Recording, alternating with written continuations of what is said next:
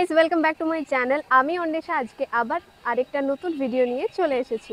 তো আজকে হচ্ছে ওড়িশাতে আমাদের সেকেন্ড ডে। তো এখন আমরা আছি কোনারকে। তো এরপরে আমরা যাব একটু সামনাসামনি মন্দিরগুলো দেখতে, মানে সান টেম্পল, তারপরে যা যা আছে পাশাপাশি। তো চলো কোথায় কি যাচ্ছি না যাচ্ছি পুরোটাই শেয়ার করবো আজকের ব্লগটা।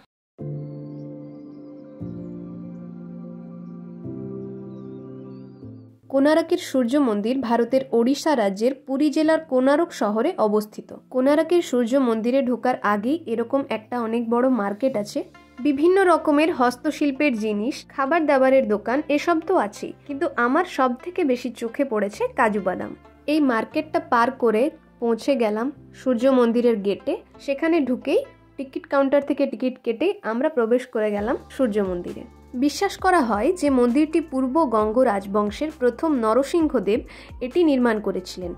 মন্দির কমপ্লেক্সটি একটি বিশাল রথের আকৃতিতে তৈরি করা হয়েছে, যেখানে আছে সূক্ষ্ম কারুকার্যময় পাথরের চাকা, স্তম্ভ ও দেওয়াল। এত নিখুঁত এবং সুন্দর কারুকার্য যারা আমার মতো প্রথমবার দেখবে তাদের কিন্তু চোখ জুড়িয়ে যাবে।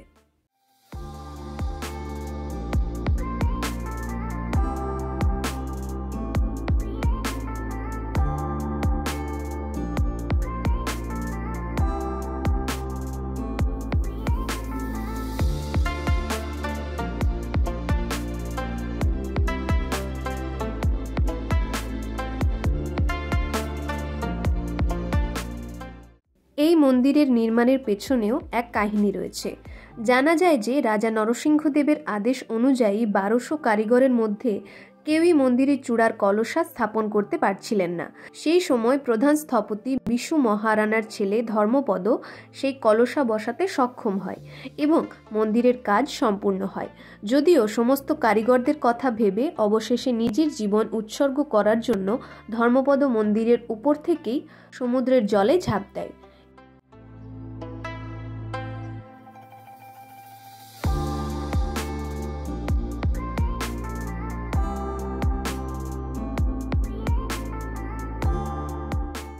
সময় জানার জন্য ব্যবহার করা হতো সূর্য ঘড়ির।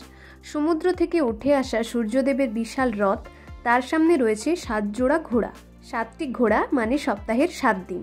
12 জোড়া বিশাল চাকার ওপর পুরো মন্দিরটি নির্মিত। 24টি চাকা মানে 24 পক্ষ। চাকার কারুকার্য দর্শকদের জন্য একটি প্রধান আকর্ষণ। প্রতিটি চাকা এক একটি সূর্যঘড়ি। চাকার ভেতরের দাগগুলি সূর্যঘড়ির সময়ের কাঁটা। 8টি দাগ মানে অষ্টপ্রহর। এখনও নিখুঁতভাবে সময় জানা যায় এই সূর্যঘড়ির সাহায্যে। সময় বের করার পদ্ধতি যদি আরও বিস্তারিতভাবে জানতে চাও তাহলে এখানে অনেক গাইড পাওয়া যায়, তাদের হেল্প নিতে পারো। আরেকটি রহস্যময়ী কাহিনী আছে এই মন্দিরের, যে এর চূড়ায় ছিল 52 টন ওজনের একটি বিশাল চুম্বক। এটি একটি প্রাকৃতিক চুম্বক হিসেবে কাজ করত। এই লোডস্টোন বিশাল চুম্বকের কারণে সূর্য মন্দিরের অভ্যন্তরে স্থাপিত ভগবান সূর্যের মূর্তিটি সর্বদা বাতাসে ঝুলে থাকত, যা একটি অলৌকিক ঘটনা থেকে কম ছিল না। কথায় আছে এই চুম্বক সমুদ্রে চলাচলকারী জাহাজকেও টেনে নিতে পারত। চুম্বকীয় সেই মারণ আকর্ষণ কাটিয়ে পুরীর সমুদ্রে জাহাজ চালাতে পারতেন না কোনো নাবিক। অতিকায় জাহাজকে রীতিমতো পাড়ে টেনে এনে ধ্বংস করার মতো ক্ষমতা ছিল বিরাট ওজনের এই চুম্বকের। কিংবদন্তি অনুসারে পর্তুগিজ নাবিকরা তাদের জাহাজগুলি বাঁচাতে মন্দির থেকে এই চুম্বক এবং ভগবান সূর্য দেবতার মূর্তিটি তাদের সাথে নিয়ে যায়, যার ফলে কোনারক সূর্য মন্দির চুম্বক থেকে বেরিয়ে যায়।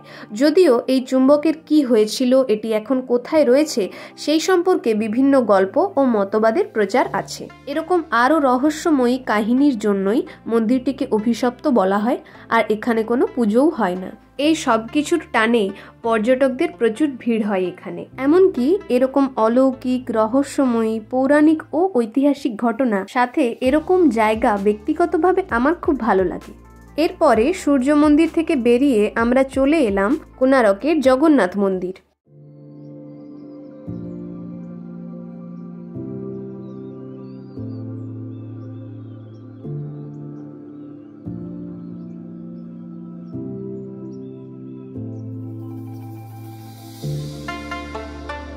এরপরে পুরীর উদ্দেশ্যে আমরা রওনা দিলাম আর যেখানে আমরা পুরীতে গিয়ে থাকবো সেখানেই আজকের দুপুরের খাওয়া দাওয়াটা কমপ্লিট করব। সো গাইজ, কোনারক থেকে চলে এসেছি পুরীতে আর এখন আছি আমাদের রুমে। তো এই ভিডিওটা আমি এখানে শেষ করছি, আর এর পরের পার্টটা মানে বাকি আর কি করছি না করছি পুরীতে সেটা আমি পরের ব্লগটাতে আপলোড দেব।